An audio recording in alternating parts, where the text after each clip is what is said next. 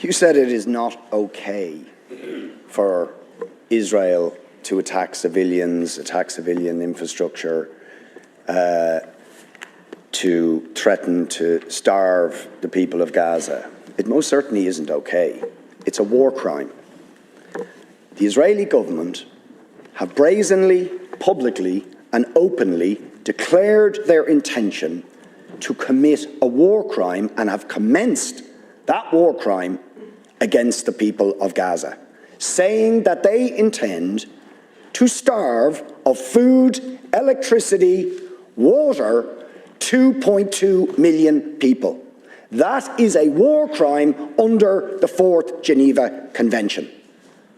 They are raining down thousands of the most sophisticated missiles known to humanity onto the most densely populated area in the world, carrying the certainty that almost every missile will incur civilian casualties, will and are destroying the infrastructure, the water infrastructure, the energy, making Gaza uninhabitable. And using, in very credible reports, as they did in the past, chemical weapons, white phosphorus, being used by Israel. And you try to suggest there is some symmetry, some equivalence between the actions of Hamas and what Israel has been doing to the Palestinians for decades.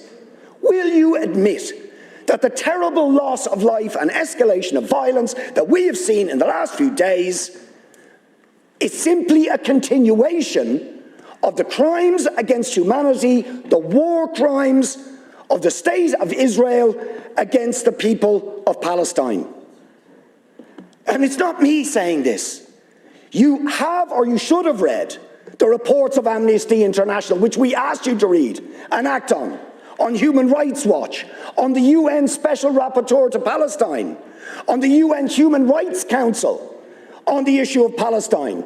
Do you know that the Israeli state will not even allow the UN Rapporteur on Palestine into the occupied territories, or the UN Human Rights Council in, because they know that they will bear witness to the ongoing ethnic cleansing, the ongoing illegal annexation of territory, the ongoing arbitrary detention of Palestinians without trial, the impunity when they assassinate a journalist like Shireen Abu Akleh.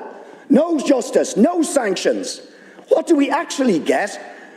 The head of the most powerful state in the world, while Israel is threatening to commit war crimes against Israel, says we're going to give them more weapons and arms. We support them absolutely. So will you admit that the ultimate responsibility for the terrible, and every single loss of life is terrible, but is the failure of the United States, of the European Union, of the Western powers to hold to account Israel for ongoing, decades-long ethnic cleansing, war crimes, crimes against humanity, the denial of the most basic rights to the Palestinian people? As Gideon Levy said, Israel, a Jewish Israeli columnist, said yesterday, Israel can't imprison 2 million Gazans without paying a cruel price. Isn't that the truth? Deputy, please.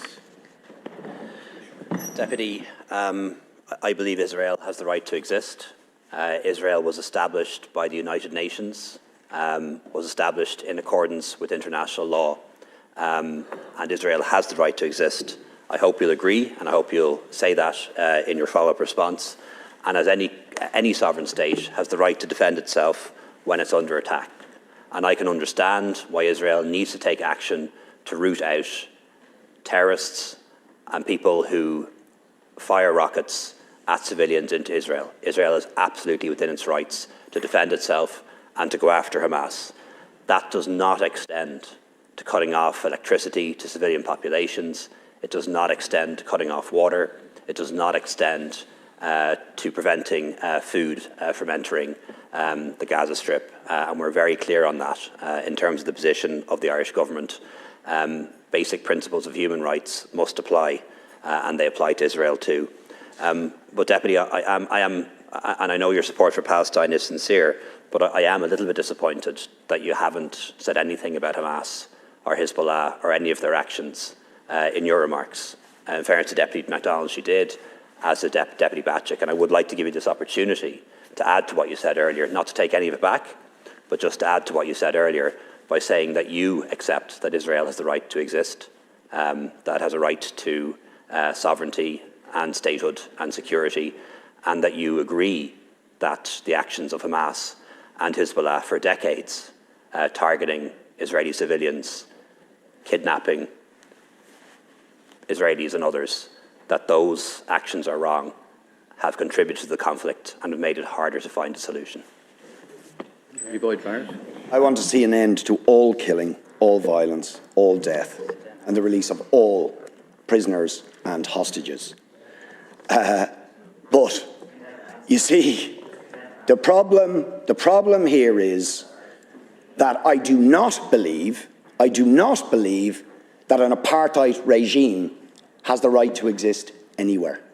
I do not believe that a regime that engages in ongoing, daily, weekly, monthly, ethnic cleansing of another group of people based on their race or ethnicity, which is what Israel is doing, has the right to perpetrate those crimes. These are crimes against humanity. This is a regime for decades has denied UN resolutions calling for the right of Palestinians, millions of them, ethnically cleansed since 1948, living in refugee camps in Lebanon, Syria, Jordan, cast to the winds of the world, denied statehood, denied identity, denied history, and they have the right to return, but Israel shoots them down if they try and assert that right, as happened in the Great March of Return. Let's remember that. Peaceful demonstrations in 2018 by the people of Gaza, attempting to assert their right to return, shot down. The UN at the time called for investigations on that episode for war crimes and crimes against humanity. Will you call for sanctions against the apartheid regime of Israel? Will you call for the European Union and the United States to stop arming that regime to commit war crimes and crimes against humanity? Of course you won't. Of course you won't. Thanks, Deputy.